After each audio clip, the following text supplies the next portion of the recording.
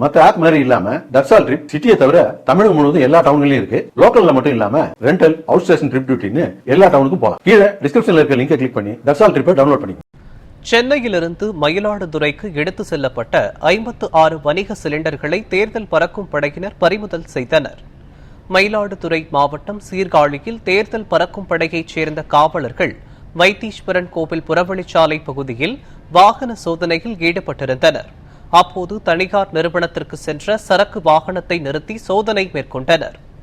சோதனையில் உரிய GST bill இல்லாமல் 1,26,482 ரூபாய் மதிப்பிலான வணிக பயன்பாட்டிற்கான தலா 21 கிலோ எடை கொண்ட 56 கேஸ் சிலிண்டர்களை ஏற்றிச் சென்றது கண்டுபிடிக்கப்பட்டது.